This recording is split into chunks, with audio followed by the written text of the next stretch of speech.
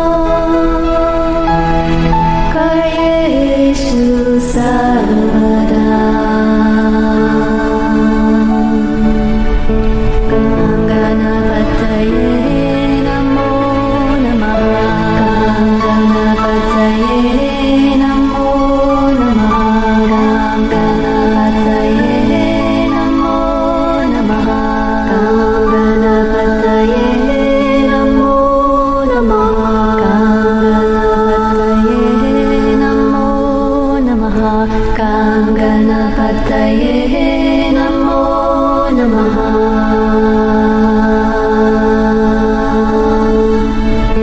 Gam Ganapataye Namo Namaha. Gam Ganapataye Namo Namaha.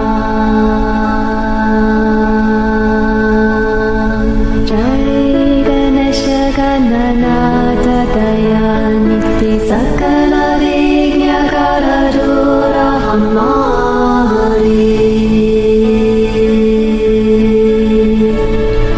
Jai Ganesha Gananata Dayaniti Sakala Vigna Karadura Hamari.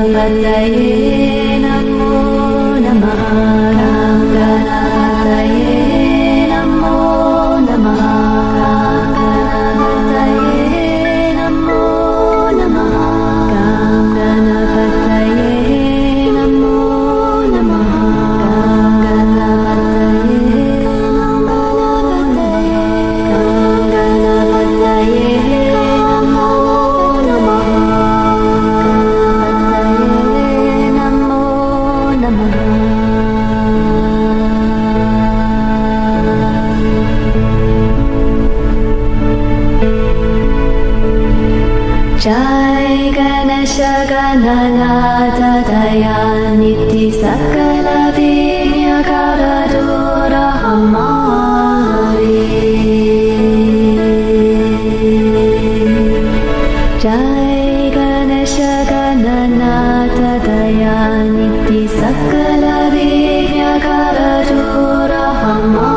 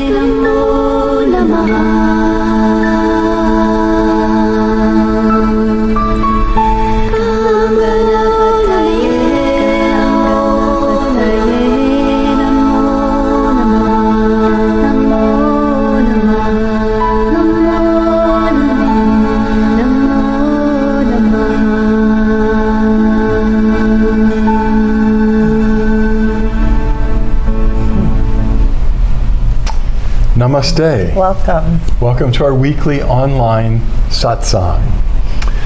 Satsang means community of truth. Basically, it's a spiritual community when two or more people who are on the path of awakening and transformation come together to share their journeys. And when we do that, we strengthen one another, and there's a special blessing because the presence is manifest in a dynamic way when two or more of us join together and invoke the presence. So here we are. The Flowering Heart community includes people from all over the world, from other continents and countries, from different belief systems, spiritual, religious traditions, teachers. What we have in common isn't a hierarchy or an organization or a belief system, but that we are experiencing the process of awakening and transformation in oneness with the divine, with our true nature. So, you're not here by accident. Thank you for coming. We're sharing throughout the satsang something we call the Flowering Heart Blessing, something the divine shared with me and Suzanne about 7.5 years ago, 7 years ago. I lose track of time. 7 years ago. And said, start sharing this blessing with people. And it was just amazing. Suzanne and I have been involved with various forms of blessing for decades. Blessing being the transmission of awakened consciousness, presence, and energy to catalyze transformation in the receiver. And there are many beautiful forms of blessing. The Flowering Heart blessing, the divine said, this is mine. It isn't yours. It doesn't belong to any master or any saint or any avatar or any hierarchy or organization.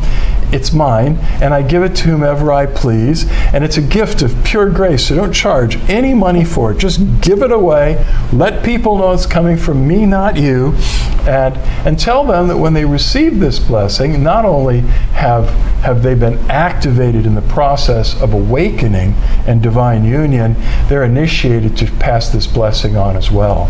So should you feel so moved, please do.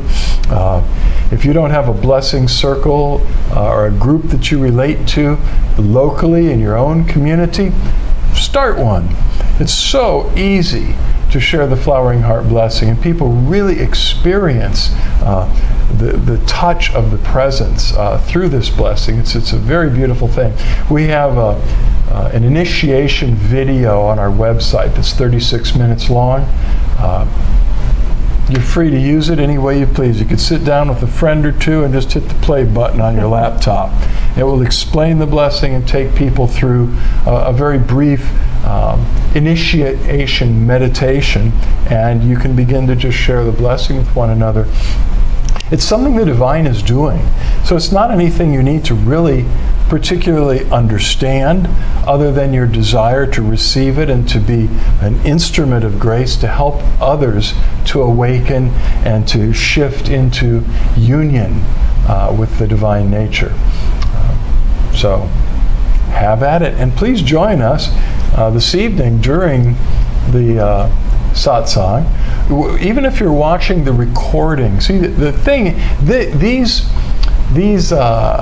webcast satsangs bring people together not only from all over the world but in different time zones. So people actually will be watching this over the next 7 days.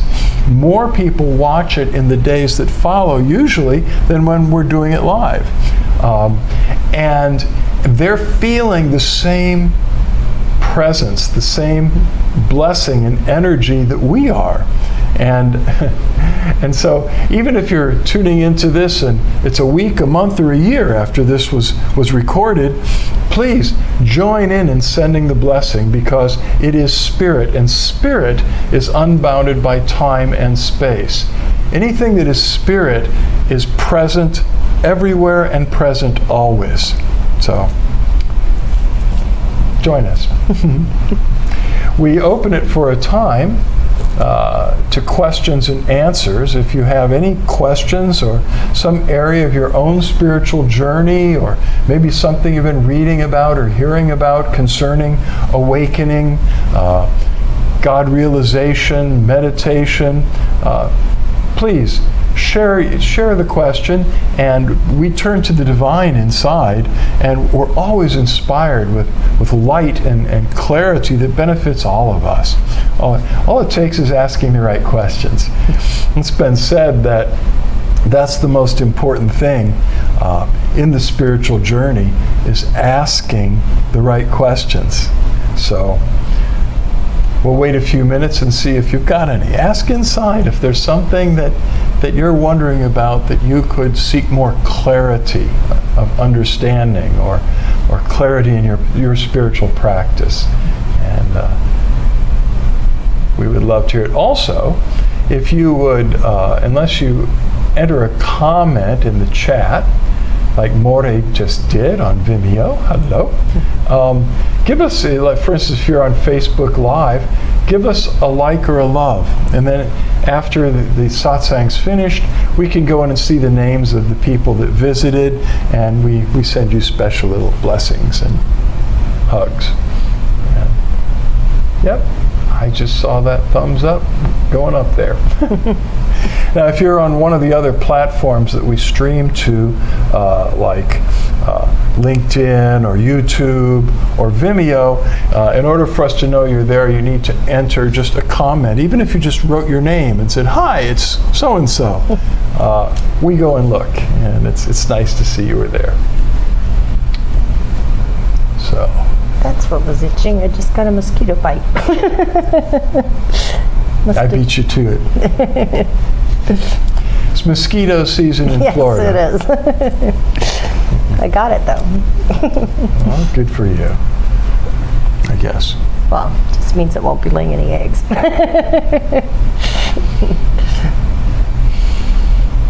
So, do we have any news? No. Not really. There's a lot going on in people's spiritual paths. Yeah, there is. So, I know you're one of them.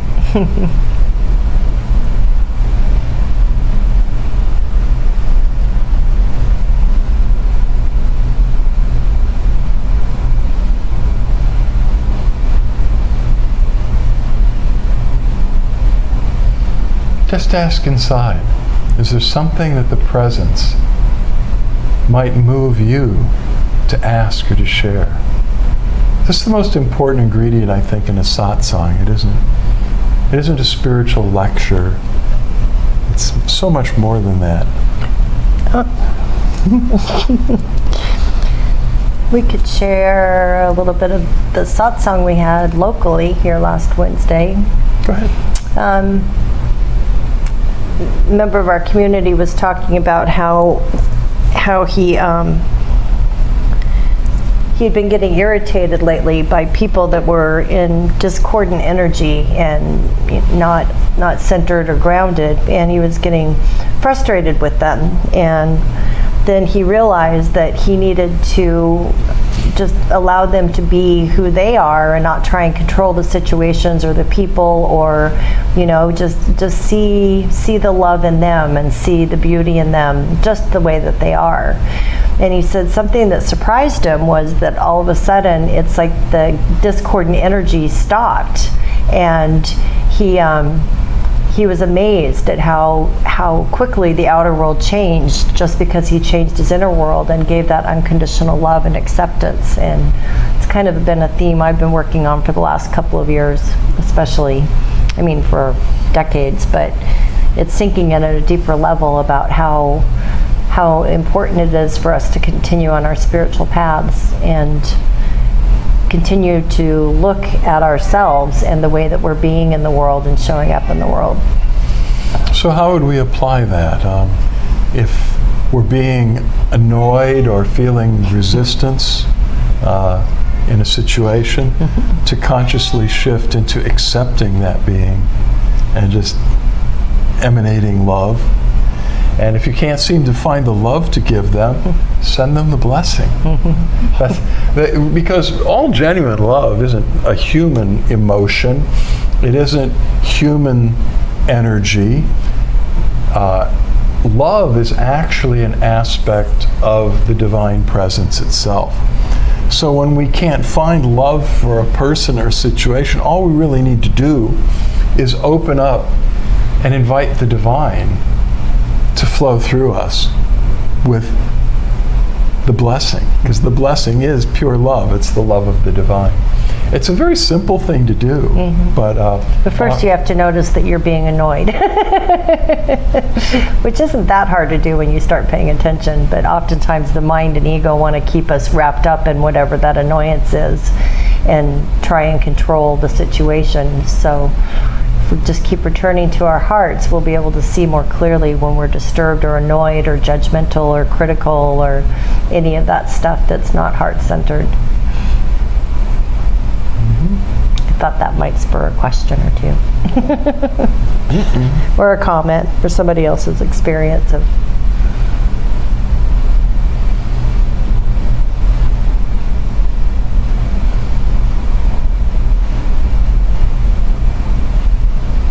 It's been said that all psychological suffering is caused by resistance. Maybe it's resistance to asking a question tonight. No, I'm kidding. I'm just kidding. But it is true. There's a difference. There are different kinds of suffering. Sure. I mean, physical suffering is one thing. But even there, it's true that those who have lived with chronic pain, physical pain, have discovered that if they stop resisting the pain, trying to escape the pain, struggling with the pain, which it just consumes all of your energy, and they just accepted it, that a whole dimension of that pain dissolved right away. It's not easy to do, but it can be done, because there are certain things in our lives that we can't help feeling resistance to them because they're annoying or they're painful or there's so many reasons that things are legitimately annoying. So it doesn't help to say, stop being annoyed. But what we can do is notice that there's resistance in us. That's the beginning, really, of the inner work, I think, is noticing where we're resisting and opening up. It doesn't mean that we just acquiesce to a status quo that's unacceptable, but we have to start with being in the present moment with all of our faculties, all of our energy, all of our creativity in place. And that begins by accepting the present moment exactly as it is. If there's emotional pain in the present moment, if there's an annoying person, if there's physical pain, if there's a difficult situation, begin by noticing all the effort we're putting into resisting that stuff and just let it go. When we accept it as it is, the whole dimension of psychological suffering is released.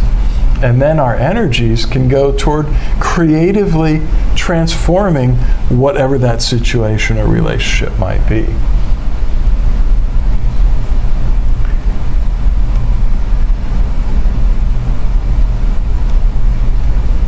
Remember it was such a big shift for me in my journey when it became very clear to me that I wasn't seeking another spiritual high. I'm not knocking it. I've had some amazing spiritual experiences. I've experienced samadhi, going into the void, being in the breathless state. I've visited other worlds and other lokas, and I mean, I'm very grateful for the spiritual gifts, graces, and insights that the divine has given me over so many decades in this lifetime. But there came a point where I just didn't want another peak experience. What I wanted was to be free. Now there's a difference.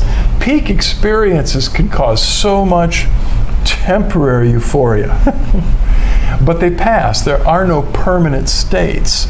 So when we're looking for a peak emotional or spiritual state, then we're almost doomed to experience the letdown when that state passes, unless we're completely detached, which is also possible. You could just take whatever comes, beautiful, gray, black, indifferent, and just accept it and go with the flow.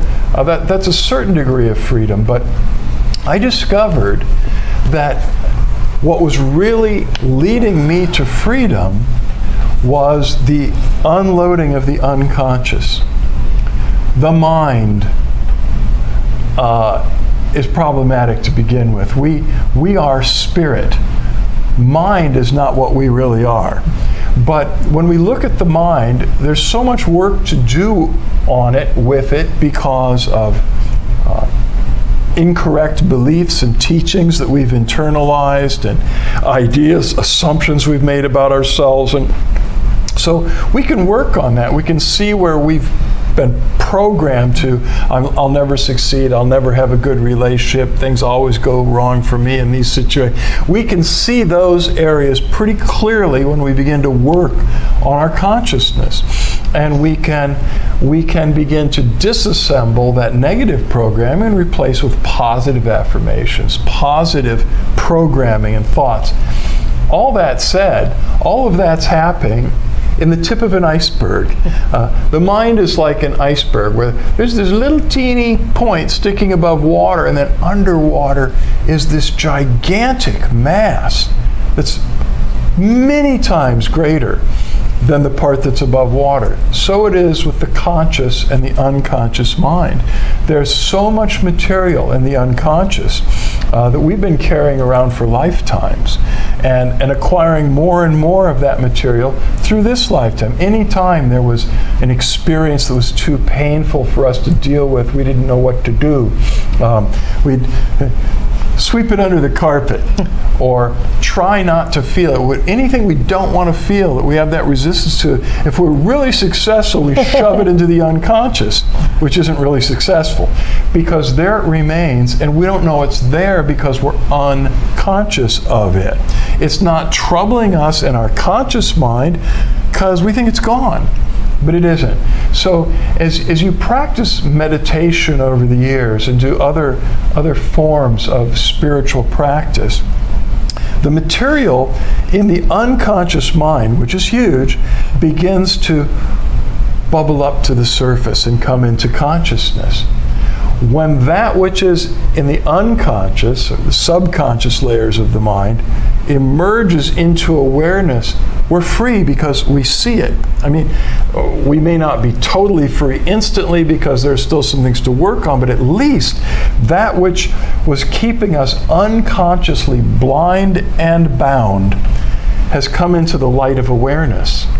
And so the journey becomes not so much going from one peak experience to the next, but embracing the material that we've been rejecting and ignoring and trying to not experience and not see all of our lives. Embrace it and welcome it. As it comes into consciousness, we see the cause of our suffering. And when you see it, you're free. And so that was a tremendous shift in my spiritual journey. The other thing too about looking for peak experiences is that you're missing how every moment when you're being in the present moment is a peak experience. It's like everything's a miracle. Everything is just amazing, and we're so busy looking for stuff outside of ourselves or the next big thing that we forget to stop and notice that we're always in the present moment with the divine presence, and how graced and how beautiful that is.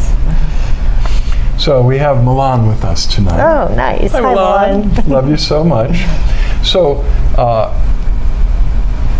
Milan responded to this discussion with transmutation, and he said exactly, he was responding to some of the things that we were sharing. He also said, also peak experiences can enforce spiritual ego. Well, yeah. Mm-hmm. Wow. I just wanted to samadhi. I must be very special. Must be very advanced. I had a vision, of the Buddha in the clouds, and it filled me with ecstasy. I must be making progress. Those peak experiences can be the biggest traps along the way, because and some spiritual teachers, especially some Buddhist teachers, can be quite ruthless about it. In fact, I know someone, he was one of my teachers many years ago, and he studied with a great Tibetan Buddhist master, and he was studying Buddhist Tantra at very deep levels. And he had a vision in meditation one day where exactly what I said just happened. The golden Buddha appeared to him and just filled him with light and bliss. And he went to his teacher and said, I just had the greatest vision. I've had a breakthrough. I saw the golden Buddha. And his teacher smacked him in the face and said, go back and meditate. That's meaningless. Spiritual ego is a tremendous adversary along the way. In India, they used to say it was the need for significance, really the obsessive need for significance. Actually, the mind, as long as we're tied to it, as long as there's an ego at work, there is legitimately a need for significance, and that is the feeling that my life matters for some reason. Now, if you have no ego, if you've completely transcended the little self and are living in your divine self, then what further significance could you possibly need? but we little humans, we often feel so small and feel like failures, or we haven't achieved our potential. And so, what's the meaning of our lives? We live, a few decades, and then we pass away because we're identified with mind and body instead of eternal spirit. We are eternal spirit beings. You are never going to die. If you get no other good news here tonight, you're never going to die. You are life itself, and you are spirit. Spirit is unbounded by time and space. There's no possible way you could cease to exist. Now, mind and body, that's something else. But so as long as the mind, the ego mind is at work, we need to feel like our lives matter. So every time we have like a breakthrough on the spiritual path, a spiritual experience, or our guru, our teacher looks at us and went, very good, very good. We get inflated a little bit. The ego gets a little bit of its luster back, when ultimately the spiritual journey is the path to becoming no one, which is great. Because when we're a nobody, we're completely free to be the liberated sentient beings that we are. Sovereign, sentient, free beings. The ego is so tricky. It's just so incredibly tricky. I've mentioned this before, but we pick up trash on the beach on our walks, and when I first started doing it, my ego would pop up and go, I wonder if anybody's noticing me. and I began to identify when that came up. I would kind of laugh at it, because that's not why I was doing it. I was doing it because I want the oceans to be healthy and the beaches to be beautiful and nature to be functioning like it should, and doing my one little tiny part.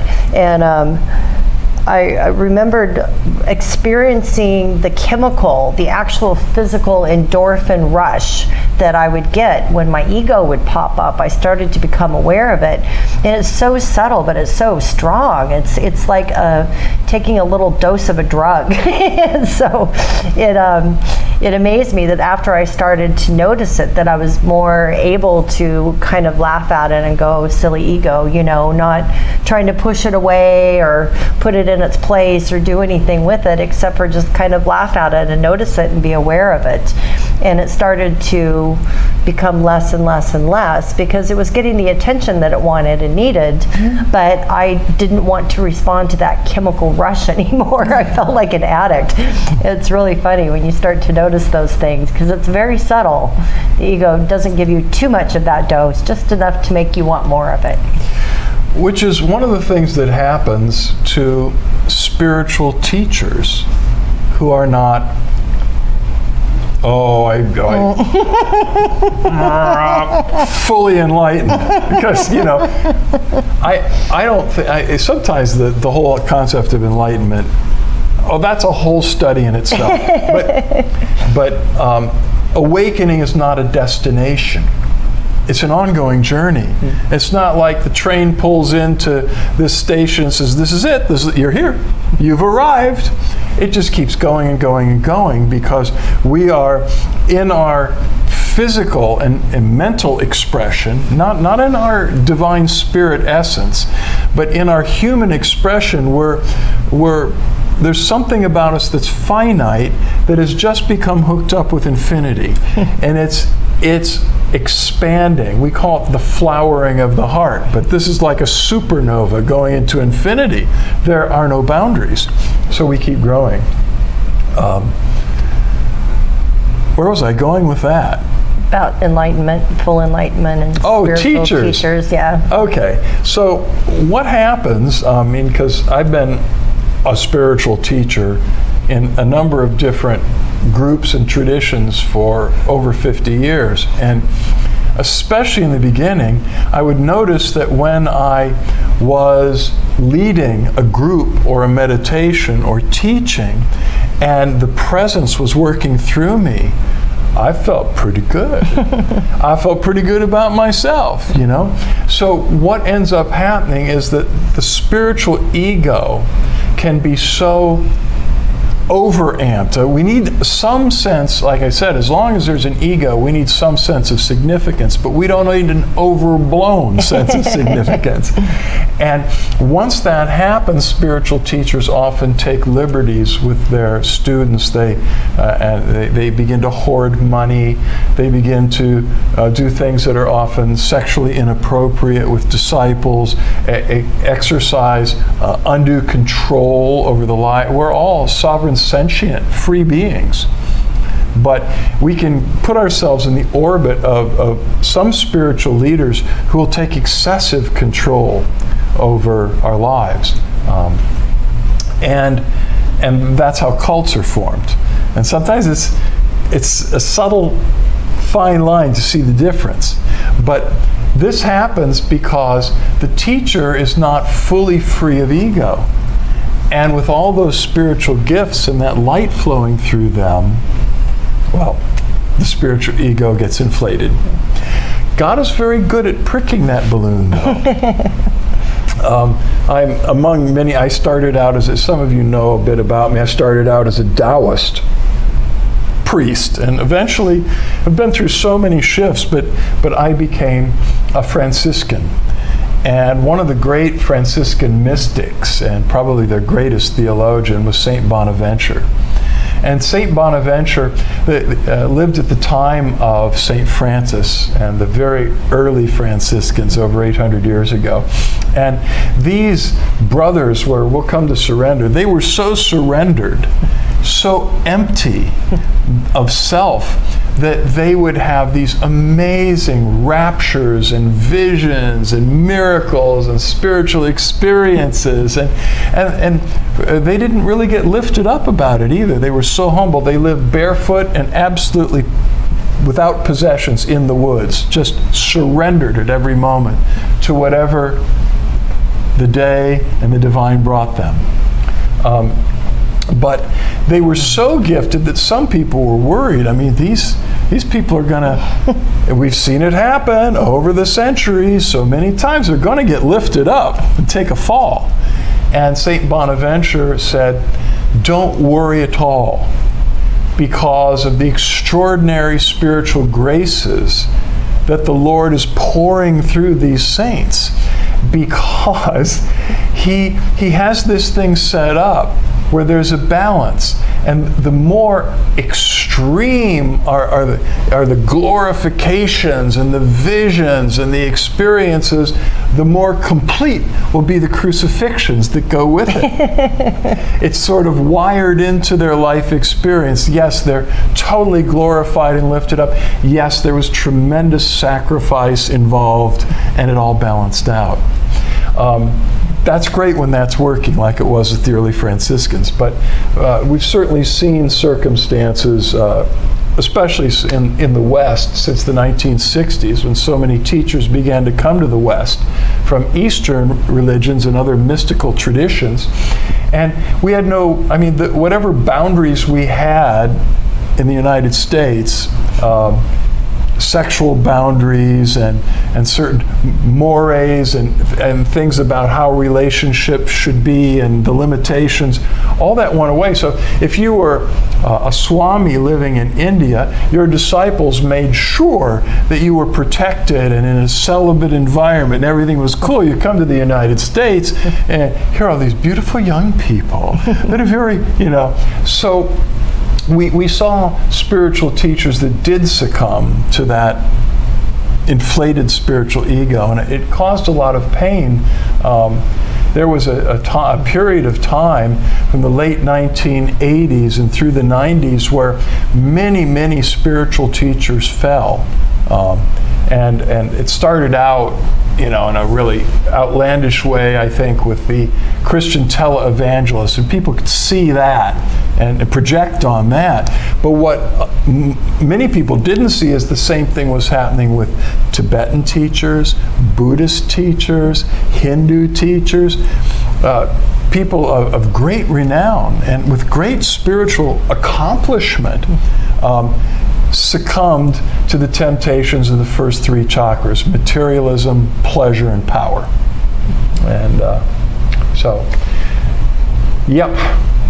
Now, Morey wrote, I'm using the words, quote, I surrender, unquote, as a mantra without planning it, even during the night, and I feel more at peace. I surrender, accept, and trust. Yes. Nice. That's, nice. It's a happening. We've tried to do that for years.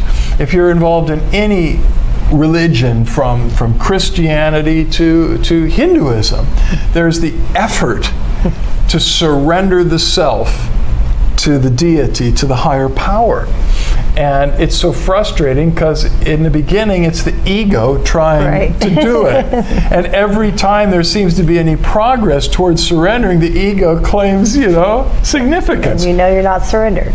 So here's the difference. That's one thing. When it's really of the Spirit, you discover the capacity within yourself to surrender to what is in the present moment. If you could be in the middle of a war zone, hopefully you're not ever, but you could be in the middle of a war zone and without acquiescing to that being okay, you could surrender to the reality of the present moment and accept that the presence is there, that the divine presence is fully manifest, even if it's completely hidden. And you can trust in the covering and the protection and the providence of the divine. But I put that other word out there, acquiescence. There's a difference between surrendering to the present moment and acquiescing to the injustice and oppression and improprieties in the present moment. I accept that they exist. I surrender to that they are there. And I make my peace with that. That's different than acquiescing to injustice or brutality or these other things. Yeah, it leads to apathy. Yeah, that brings us full circle to how the webcast started by telling about the man in our meeting on Wednesday night, saying that, once he accepted that he was being a certain way and trusted that everything that they were doing was what they needed to be doing and just sent love, then the environment actually started changing. The outer world started changing. The people started to be more in balance and more centered. Yeah. And Morey wrote a follow-up comment, also when I feel the resistance in my heart, then I surrender. Nice. Accept, trust, I surrender. Very beautiful. I remember it was now been, 15 years ago when I had just started spending a lot of time in India. And I was sitting with a monk who at that point was my mentor. And I just finished a process, and I was getting ready to leave. And I said, well, one thing I will do is I will notice much more deeply now when I've become distracted from the presence, and I'll just invoke the presence. I mean, I've been working on practicing the presence of God for a lot longer than 15 years, but my understanding of the presence and abiding in the presence deepened when I started spending a lot of time in India. And his response to me was really interesting. He said, oh, that I'm so encouraged by that. He said, the fact that you become aware that you're not tuning to the presence is the work of grace. That's not something you could do because in that space you become distracted. You forgot the presence. The fact that you remember that you forgot, invoke it and turn back. I'm way too dyslexic for that. But he said it's an actual, definite sign of grace at work in your life. And I thought, that's pretty simple. But it is. It's that simple. When you notice the resistance in your heart, or the resistance to a person, or you notice that in the meanderings of your mind and your feelings, you forgot to tune to the presence. You just return, you just tune to it, the presence. And you begin to feel that. And deepen in that space. It's so simple, but it's a miracle to begin to notice. Usually we only notice when it's gotten so bad that we're really going through something crummy. Right. But when it starts to happen, like you're saying, even when you're asleep, and that is a work of grace. So. Congratulations. I hope I'm not puffing up your spirit. No, I don't think so. All right. Well, that was lovely. Yes, it was. Thank you for your sharings. And just a reminder, if you haven't entered anything in the comments, if you're on anything else other than Facebook, make a little comment, just drop your name. And if you're on Facebook Live, give us a thumbs up or a heart. And Maury is laughing tears of joy. I guess your spiritual ego, if there's any left, escaped that little but We also have a friend that whenever he's doing energy work or receiving energy work, he always goes within and he just checks in with his heart and he just says, allow. That's a very nice, simple way to, say surrender. It's like getting out of your head and into your heart and allowing the presence to be fully felt and fully experienced. There's another spiritual teacher that I knew for years, Father Thomas Keating, Trappist abbot, who was one of the fathers of the centering prayer movement, a very enlightened spiritual master. In his teachings a lot, he talked about consenting to the divine presence. That what you do in contemplative prayer is nothing. What you do in centering prayer is nothing. You just consent to the presence and the action of the divine. And I say, the action of the divine within you. And he'd go, is it just within you? Where is it? I said, in the heart. He said, oh, it's only in the heart. It's not in the other parts. So he fine-tuned my understanding that he was inviting people to consent to the presence and the action of the divine.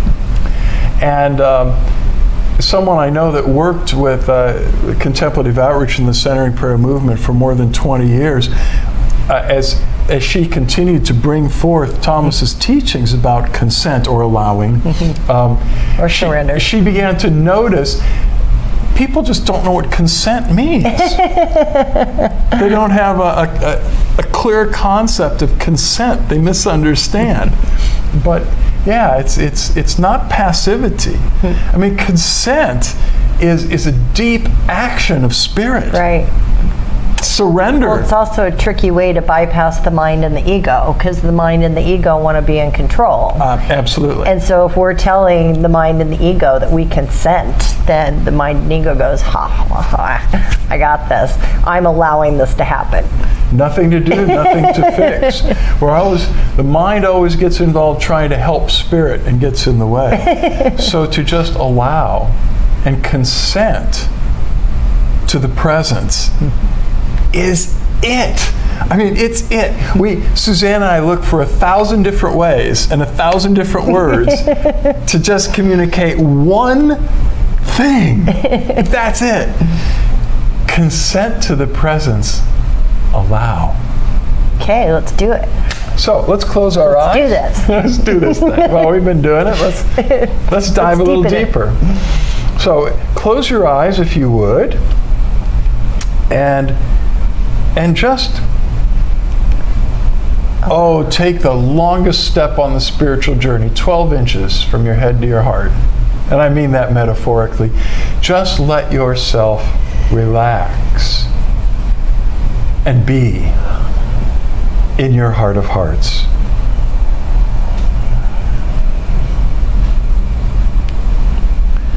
And there, in the depths of your being, invoke the presence. Well, how would I do that? Allow, consent, welcome. The presence is resident in all of its fullness within you. The entire Godhead, the source of all existence, is within you. Rumi, the mystic, said, "You are not a drop of the infinite ocean. You are the infinite divine ocean within a drop, a single drop. It's all there inside of you. The outer world is merely a reflection of the infinity within you that unfolds from the center of your being. This is the presence. And it loves you so much. This presence is pure, unconditional love, pure light, pure goodness, pure life. And it loves you exactly as you are. No conditions. Bad teaching, bad religious teaching and programming may have given us the idea that there's some distance between us and the divine. No, not at all. There never was. In the presence, we live and move and have our being. There can be no separation or distance between you and this source of healing and light and life and love. This divine source is your true sacred self. And you only need to allow it to love you, because it is predisposed. It is the intent and the will of the divine presence within you to draw you into its full embrace of divine union, to free you from the suffering of the separate self.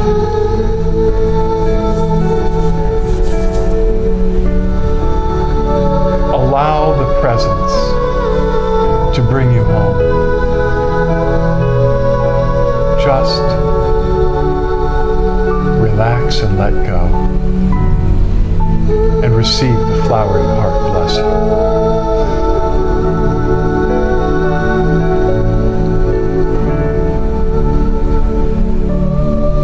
The divine is all-knowing, already knows all your quirks, all your so-called faults, and in fact, any mistake you may ever make in the future, the divine already knows and loves you no less, unconditionally, and it is all-powerful. Nothing is impossible for this one who loves you totally. And it is all wise. It knows exactly what to do to help you and how to do it. So simply allow.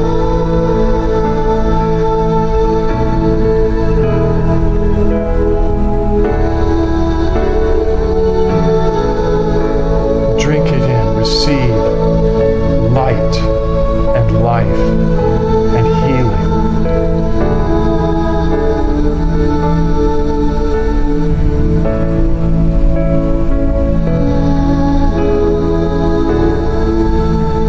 Let your broken heart be healed. Let your mind and your emotions be healed, washed clean, restructured by the presence itself. Let your physical body receive healing. Release from all pain and suffering and dis-ease. Let the presence flood your relationships and bring healing.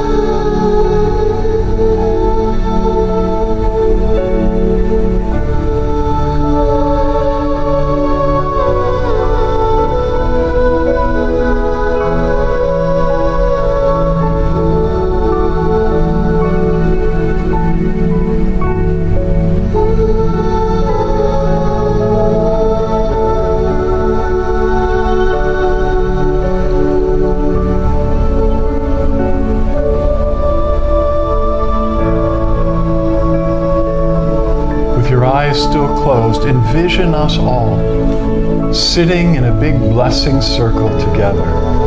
Lift up your hands with your palms open, facing forward, and invite the presence to pour the flowering heart blessing through you to all the others in the circle. Knowing that they are inviting the presence to pour through them to you.